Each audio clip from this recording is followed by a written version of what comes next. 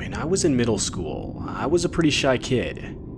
It was the Friday before spring break, and I was pretty excited for it, as my parents were allowing my best friend to stay over for the weekend. Honestly, it was all I could think about the whole day. Now, it's important to note that I would never ride the bus to or from school. My parents were pretty protective, and despite living in a relatively friendly neighborhood, they were never keen on the idea of me taking a bus or even just walking home. I didn't mind, but of course that meant that one of my parents would have to pick me up each day. And each time they did, the school would have whoever was picking me up give them their signature for the school's records. This meant that for me to leave the school, I would need that signature. This day specifically, my aunt and uncle were supposed to pick me up from school, as both my parents were working late. But by the time the bell rang, I could tell neither my aunt's or my uncle's car were anywhere in the parking lot. I waited for a good 45 minutes, slowly watching as the parking lot got less and less busy, by this point almost empty. I was the only one in the lobby at this point, and was starting to get nervous that they forgot to pick me up. I decided it was best to walk down to the office and inform someone of the situation. But as I did, I saw some random guy, I'd say maybe mid-40s with a duffel bag, walk in the building. I met eyes with him, but quickly looked back down at the floor, continuing towards the office. When I got there, I told this lady everything. She sat me down in her office. I gave her my aunt and uncle's phone number, and she tried calling them. But of course, they didn't answer. I then gave her my dad's phone number, and luckily he did answer. He informed the lady that either my aunt or uncle should have been there by now. He told her he would try calling them, as he couldn't get off work for a couple hours. By this point, it had been around an hour and a half since the school got out, and I of course was on edge. The whole situation was stressful, as I knew I was keeping this lady from going home, and I could tell she was losing her patience. I was literally the last kid in the building. Around 5 minutes later, and nothing had come of the situation yet. But just then, a man in a janitor's uniform walked into the office. I could instantly tell it was the same man with the duffel bag that I had seen on my way to the office, just now in a janitor's uniform. He started talking with the office lady. I remember this part clearly. The man eventually asked what she was still doing at the school, and she proceeded to explain our whole situation. The man then looked at me and told me he lived right next to my aunt and uncle's house, and that he was willing to give me a ride on his way back home. At that point, 2 red flags were going off in my head. Firstly, if I had just seen this guy entering the building only a few minutes ago, why would he already be leaving to go home? And secondly, there's no way he could have even known where my aunt and uncle lived, as that information was never given anywhere in the conversation. But my thoughts were interrupted by the office lady explaining that it was a great idea. I could literally see the relief in her eyes as she would no longer have to wait for my ride to show up. Not even 2 seconds later, the guy, before I could even say anything in response, grabbed my hand and started practically dragging me towards the front door. I expected the office lady to say something, but as I glanced back at her, I could tell she wasn't going to do anything. But by some stroke of luck, as I was being pulled out the front door, I could see my uncle's car pulling into the parking lot. I screamed that my uncle was here, and the guy froze for a second. But as my uncle got closer, he let go and started speed walking in the opposite direction. Apparently, the reason my uncle was so late was because of some terrible traffic accident. And at the time, he didn't even have a cell phone, so there was no way he could have called the school to inform them. When I got in the car with my uncle, he proceeded to ask me who the guy was that was holding on to me, and I explained everything. He of course was shocked, and quickly reported the situation to the school. I never saw either that lady or the janitor ever again, so I don't know if they were fired or what. Though, I actually have a theory that the guy was never a real janitor for the school, as what janitor would enter the school in regular clothes and leave only minutes after he got there?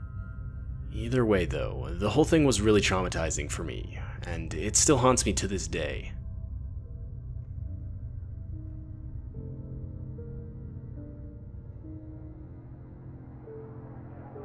It was the last week of school.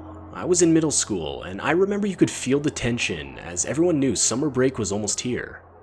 With that in mind, a lot of my friends and I were messing around, as realistically there was nothing to do the last week. Anyway, I remember toward the end of the day, I was in my last class, which was gym. Somewhere during that time, I got thirsty and needed to use the water fountain. Now, our school was really old. So if you needed to use the water fountain, the only ones that worked were near the main entrance to the school. As I was heading there, I realized how quiet it had gotten. Usually, during the school day when you're walking through the halls, you would be able to hear teachers from the classrooms. I thought it was weird, but my thoughts were interrupted by a kid that looked to be in an older grade speed walking down the hall toward the other end of the school. He had no backpack on, and I couldn't help but notice the look on his face. He looked angry and had one hand in his pocket with the other holding up his sagging pants. I thought he was walking towards me at first, but he walked right past me. I thought it was weird, but ignored it, thinking maybe the kid was just late for class and wanted to get there quick. Finally, I got to the drinking fountain, but right as I started drinking, I could hear a loud pop. I instantly shot up in reaction, listening intently. At first, it sounded like somebody slamming their fist against a locker, but when a few seconds passed and more pops sounded, I knew what the sound was. Somebody was shooting a gun. I instantly ran inside the bathroom to my left, turned off the light, and hid inside one of the stalls. I cannot express to you how fast and loud my heart was beating in that moment. Eventually, all of a sudden, our principal got on the intercom and started telling everyone to get inside and lock the doors. But I figured staying in the bathroom was my best shot at getting out of this alive. For the next solid 10 minutes, I would periodically hear running footsteps outside in the hallway. I didn't know if they were students or if it was the shooter himself. At one point, I could even hear the bathroom door open, just to hear it close again with footsteps running in the opposite direction. Finally, a teacher opened the door and called out to see if anyone was inside. And recognizing the voice, I answered. I've never been more terrified for my own safety than I was on that day. The school ended up locking us down for over an hour until we were finally escorted onto a bus to take us home. Looking out the windows, I remember seeing pure chaos. Police were everywhere. Parents were trying to get inside the building and find their kids. Kids who were walking home were now running. All in all, not a pleasant sight to see. All of the kids on the bus couldn't stop talking about it, but all I could do was sit there and think. I had seen the guy. He walked right past me. Later that night, while watching the news, it was confirmed. That same student I saw walk past me in the hallway was clearly visible on the TV. The headline read that 2 students were injured. To this day, the kid's motives were never made clear to me. I also don't know why the kid didn't even take notice to me in the hallway, but whatever the reason, I'm glad he didn't.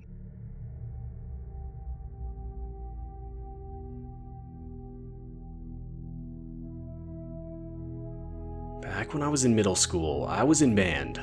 I played the clarinet. I always wanted to play the saxophone, but my grandpa had a clarinet, so that's what I ended up playing. If I'm being honest, I wasn't good at all, and because of this, I had to take extra lessons after school just to keep up with everyone else. The band instructor was a middle-aged man named Mr. Hall.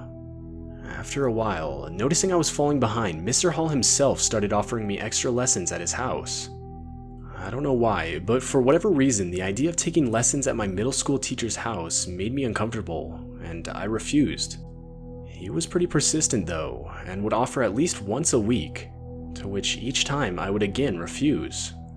It was starting to get pretty disturbing, and I mean, especially as a middle school kid, you shouldn't have to continually tell your teacher no. Anyway, one day, Mr. Hall announced that our school had been invited to perform at a Christmas concert downtown. I'm not gonna lie, a lot of us were pretty excited. We all had extra rehearsals, and the school made sure we had everything we needed.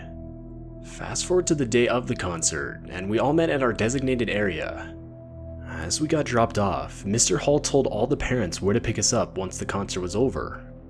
Finally, the concert started, and quite honestly it went a lot smoother than I had originally thought it would. At the end, everyone had their parents pick them up, and after a few minutes I was the last one waiting, which meant I was now left alone with Mr. Hall. Not even a minute later, out of nowhere, Mr. Hall immediately grabbed my hand and told me I could just call my mom from his house. He proceeded to practically sprint towards the parking lot, with me not far behind, still in his grip. Now, I had very little experience being on my own, and didn't know how to act in this kind of situation, so despite everything in me wanting to stop, I went along. I couldn't tell you exactly where he took me, but it was definitely further out than where everyone else was parked. Finally, his car came into view in a pretty shady area. It was one of those dark blue SUVs. Just then, I could hear my name being yelled from behind me. I turned to see my mom, panting and sprinting towards us. To my surprise, Mr. Hall's grip tightened on my wrist in reaction, and he even began to sprint faster. That's when my suspicion of something not being right was confirmed. I started to tug back, and finally Mr. Hall gave it up by letting me go and continuing towards his car. My mom finally caught up to me, but I still couldn't process what just happened. I'd never seen Mr. Hall act so aggressively before. My mom must have reported the whole situation, as I never saw Mr. Hall in school again. In fact, I've never heard anything about him since. Now that I'm older, I'm fully aware of the danger I was in, but I still don't like to think about what would have happened had I gotten into his car that night.